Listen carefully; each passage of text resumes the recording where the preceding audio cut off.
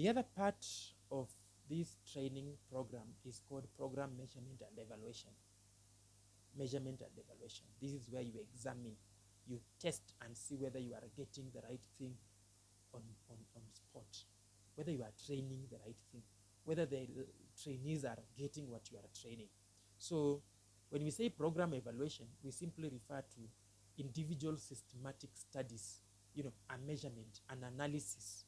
You measure, you analyze, you assess how well a program is working and its outcomes, and whether you are achieving the objectives as I've said.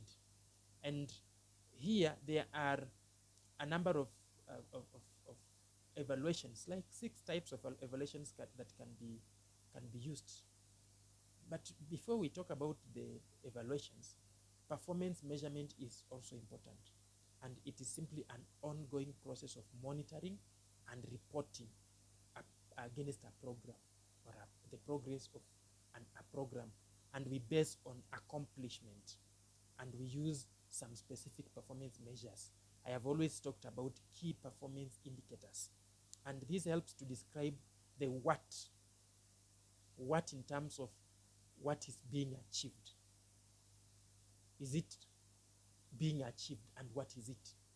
So when you talk about performance measurement, it's simply the data that describes program achievement. It is how we explain the evaluation and the results of the process. Now let's look at the types of program evaluation. I have mentioned that there are 6. So the types of program evaluations include, number 1, design evaluation. Design evaluation is conducted very early in the planning stages, and it is done to assist in the implementation process. And it helps to define the scope, how far a program can go.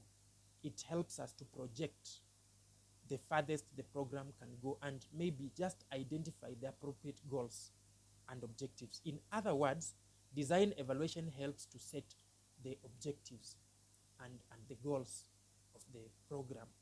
So design evaluation can also be used as a pretest, as a strategy to know if we are going to make it or not, even if we have not started. We just look at how smart the goals and objectives can be. So design evaluation is what helps us to know how smart the objectives and the goals are. Then number 2, process evaluation. Now here is when the process has started. And process evaluation simply is meant to assess whether a program or whether the process being implemented is being implemented as designed. And we have said design evaluation helps us when we are designing. So process evaluation will come to question the design evaluation, whether the design evaluation was done well or not, whether the operations are within the intended curriculum, are within the intended objectives and goals. Then we have another one, outcome evaluation. Now, outcome evaluation comes in when we want to examine the results of the program. We want to look at the intended or even sometimes unintended curriculum. You see, in school, for example, the intended curriculum might be, for example, as a child should be taught how to count.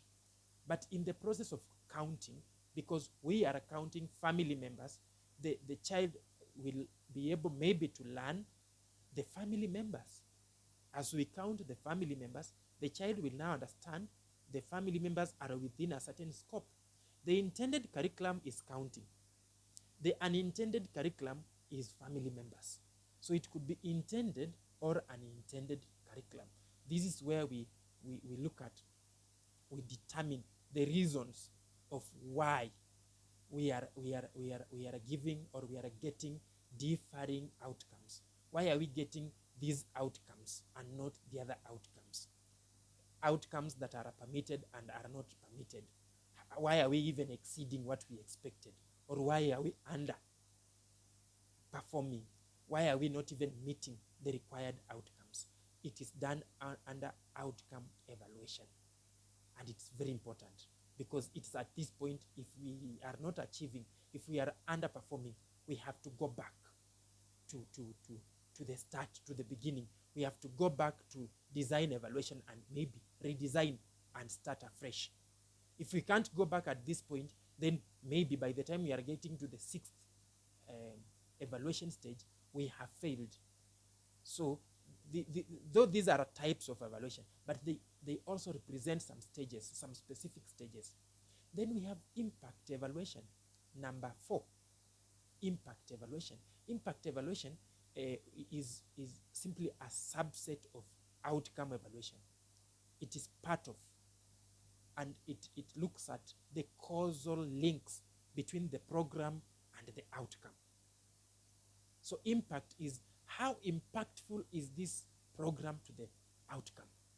How, for example, if you are training people, if you are training employees in an institution how to use a computer or a printer, for example, is it possible that you have made an impact to the extent that even employees have started buying their own computers or printers to use them, unlike initially when they could not use? If they have gone to the extent of even acquiring their own, then there is a good impact. The impact is positive. So you observe the outcomes and you estimate how best it would happen if there was no existence of that training program. Then you are able to know whether it is working or not. And this is very specific, unlike we have said it's a subset of outcome. Outcome is more general to the objectives that were set at the beginning, but impact is more specific to even the trainees themselves. Each trainee, what is the impact of the program to each as a trainee? Then number 5, cost effectiveness evaluation. Cost is key. If you do not become careful with cost, you fail. And after you have failed, you will never rise again because you have mismanaged the costs or the funds. So cost effectiveness evaluation simply comes in to identify the benefits of the outputs versus the inputs. You look at what you are inputting versus the output or the outcome, and maybe compare with the internal and external costs. Is it possible that you are overusing or underusing? And is it part of why the outcome looks the way it looks like? Before you go back, you have also to analyze the cost-effective evaluation.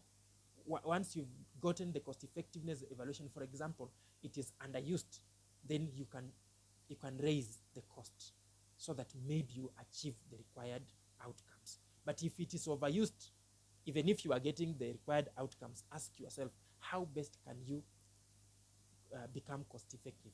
That is when you achieve effectiveness and efficiency, when the cost is slightly low or affordable. And last but not least, number 6, formative evaluation. Formative evaluation normally comes in to assess the feasibility of a program or a policy. And this comes in before implementation. You have to do a formative evaluation. And this type of evaluation can include a process and an outcome measure. For example, giving an exam.